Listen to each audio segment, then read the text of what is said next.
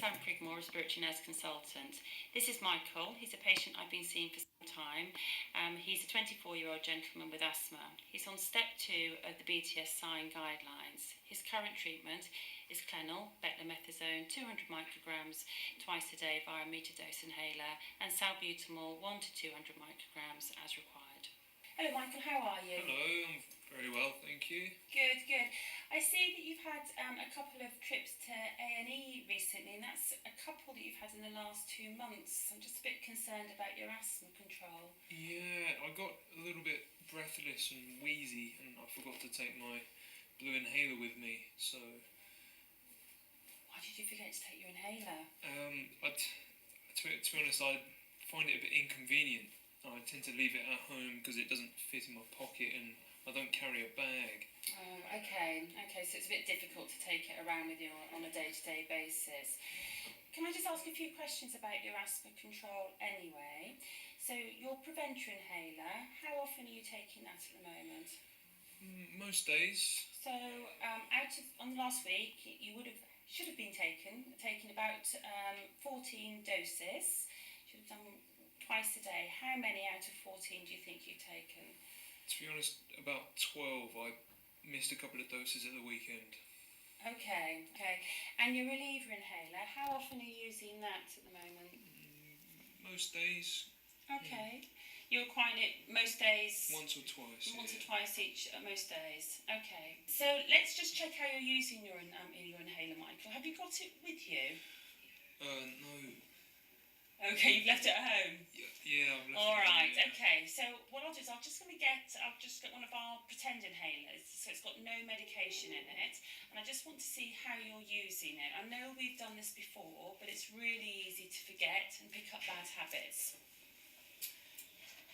Okay, so there's no drug in there at all, it's just a pretend one. Just show me how you would normally use it. Oh, okay. So Michael's demonstrated a pour inhaler technique. So things you need to consider when teaching somebody to use an inhaler is ensuring that they prepare the device correctly. So it includes removing the dust cap, shaking the device, checking the dose counter if there is one. The other points to remember is the inspiratory flow rate, and these differ depending on which type of device they're using. So for an aerosol device, the breath in needs to be slow and steady, versus a dry powder device where the breath in needs to be sharp and deep. It's important that they hold their breath for about 10 seconds after they've inhaled, or for as long as possible. Coordination can be a problem, and that needs to be taken into consideration when prescribing a device. So, for example, it's quite difficult to coordinate pressing a canister down, breathing in at the same time. When I'm teaching colleagues on how to use inhalers, I'd like to tell them a couple of stories. Things to think about is don't believe everything everybody tells you. So if somebody tells you their inhaler technique is good, it is always worth checking it.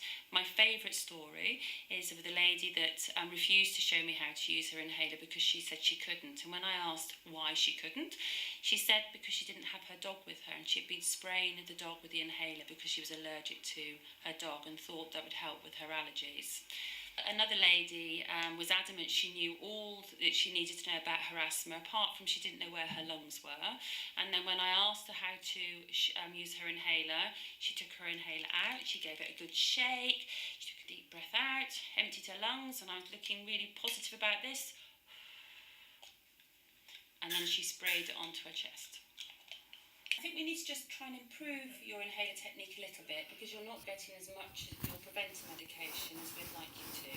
Let me show you how I would like you to use it, and then we'll have another go. Is that okay? Mm-hmm. Okay, so what's really important is to give it a shake. You breathe out completely. And just as you start to breathe in, I want you to press down and carry on breathing in. Okay, so I'll just show you how to use it. And then once you've got your breath in, you're going to hold your breath for as long as possible. So breathe out.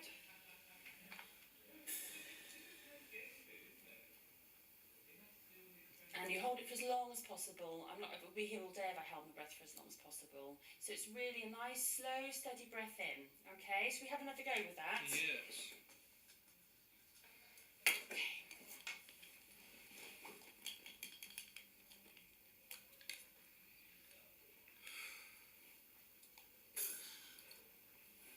Okay, that's better, but it's still not brilliant. I think it would be worth us having a look at some alternative inhalers to see whether we can ensure that you get the optimal amount of the preventer medication in to help control your asthma. The challenge in selecting a device for Michael is that he'll need a device that he can carry with him and to be able to use appropriately. Ideally, he would need one device for both his preventer and his reliever. The first choice for his preventer would be a metered-dose inhaler and adding a spacer in, because then he'll be able to use the same device for both his preventer and his reliever. And a spacer would overcome the issue with coordination and improve lung deposition. However, he's already identified that he doesn't carry a bag, so that's not ideal. He needs a device that's going to be portable and easy to use, and that the current treatment that I'd like to give him is available in. The Easy Breathe device is an option, as both reliever and a preventer are available in this device. Okay, I think it'll be worth us trying a different device to ensure that we get the preventer medication into your lungs to get better control of your asthma. The device that I'd like to try is a breath-activated device, which I think you'll find easier to use. So this is the device. It's called an Easy Breathe.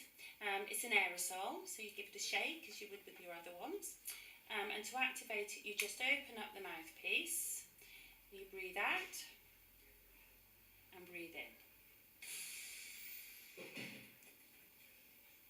And hold your breath for as long as possible. Would you like to give that one a go? Yeah, that looks a lot like my old inhalers actually. So. Okay, good. Well, let's have a go with one.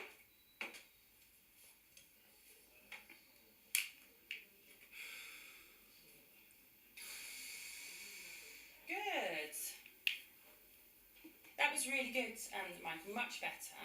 So what you need to remember is that your preventer inhaler you need to take on a regular basis, twice a day, to help reduce the amount of inflammation in your airways. Your reliever inhaler works by relaxing the muscles in your airways, and you need to use that as and when you need to use it. But hopefully, if we get good control of your asthma, you won't be needing to use it on a regular basis. Now, I know you said you forget sometimes to take your inhalers. Some people find it helpful to leave it with their toothbrush because they tend to brush their teeth twice a day, and then they remember because they see it. So that might be something it's worth thinking about to see if that would help. As you have heard in the consultation, I've taken the opportunity to provide Michael with some education regarding how to manage his asthma and the importance of taking medication and how they work. Yeah, that's useful actually. I'll probably leave it with my toothbrush. I never forget to brush my teeth twice a day. So. Good. That's really good. I just noticed actually on my computer screen you've been seeing our smoking cessation advisor as well. I hear congratulations in order. Yeah, it was really tough, but I haven't had a smoke for a couple of months now, so I'm really proud of myself. So you should be. Hopefully that will really help with your asthma control. Because we've made some changes in your asthma treatment today, I really would like to see you again in about a month's time to make sure that you're still okay with your inhaler and that your asthma symptoms are well controlled. Would that be okay? Yeah, that would be great, yeah. So see you in a month's time and hopefully not before. Good. If you're not feeling as well, if your asthma's not as good, please get in touch. Don't leave it. Don't feel that you can't come in and see us, but fingers crossed things will improve. I would like to review Michael again in a month's time to ensure that his asthma is under better control, and at that time I'd also take the opportunity to review his asthma action plan.